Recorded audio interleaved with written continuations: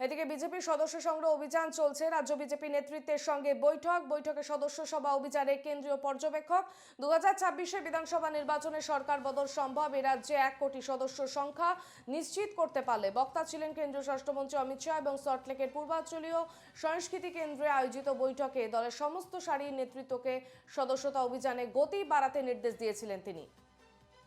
সেই অনুযায়ী প্রাথমিক স্তরে তৎপরতা শুরু হলেও পরবর্তীতে দলের পারফরমেন্সে বেজায় চটেছেন কেন্দ্রীয় নেতারা। ইতিমধ্যে একাধিকবার বৈঠকে রাজ্য নেতৃত্বের প্রতি ক্ষোভও প্রকাশ করেছে পর্যবেক্ষক এবং প্রশ্ন উঠছে দলের যে জনপ্রতিনিধি তাদের ভূমিকা নিয়েও। আমাদের সঙ্গে সরাসরি রয়েছেন আমাদের প্রতিনিধি সৌরজ্যোতি বন্দ্যোপাধ্যায়। সৌরজ্যোতি, বিজেপির সদস্য সংগ্রহ অভিযান চলছে এবং তারই মধ্যে উচ্চ নেতৃত্বের এই বৈঠক।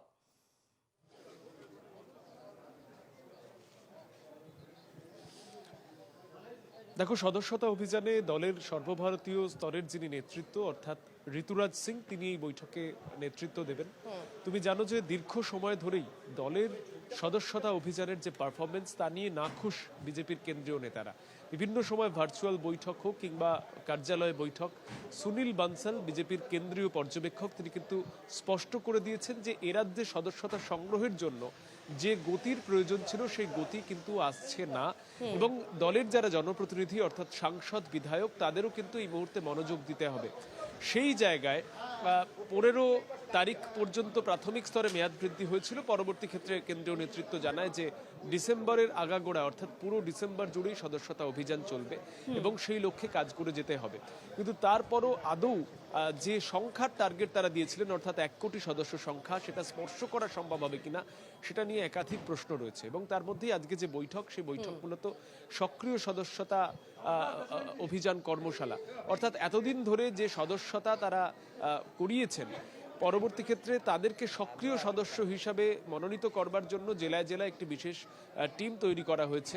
প্রাথমিকভাবে যেমনটা জানা গিয়েছিল যে 100 জন সদস্য হলে তিনি সক্রিয় সদস্য হিসাবে কাজ করতে পারবেন, কিন্তু আজকে বিজেপি সূত্রে যেমনটা জানা যাচ্ছে সেই সংখ্যাটা নামিয়ে আনা হয়েছে 50-এ।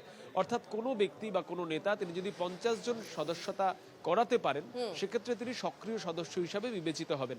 এই সংক্রান্ত বিষয় নিয়ে যেমন ঋতুরাজ সিং দলের রাজ্য নেতৃত্বকে জানাবেন, তার পাশাপাশি কম সময়ের মধ্যে অর্থাৎ আর মাত্র কয়েকদিন বাকি রয়েছে ডিসেম্বর শেষ হওয়ার, এর মধ্যে দলের যে টাস্ক সেই টাস্ক পূরণ করতে কি কি বিষয় প্রয়োজনীয় বা কোথায় কোথায় মনোযোগী হতে হবে তার সম্পূর্ণ ব্লুপ্রিন্ট বা নীল নকশাও কিন্তু তিনি প্রস্তুত করে দিয়ে যাবেন। একদিকে সদস্যতা অভিযান যেটা রাজ্য বিজেপির জন্য খানিকটা হলেও বিড়ম্বনা বাড়িয়েছে, সেই পর্যায়ে সক্রিয় সদস্যতা অভিযান কর্মশালা, যেই কর্মশালাতে কেন্দ্রীয় নেতা ঋতুরাজ সিং যিনি সর্বভারতীয় স্তরে এই প্রকল্পের এই কর্মসূচির নেতা তিনি এসে কি বলেন সেটাই কিন্তু এই মুহূর্তে একমাত্র দেখার। বেশ, ধন্যবাদ সৌরজ্যোতি।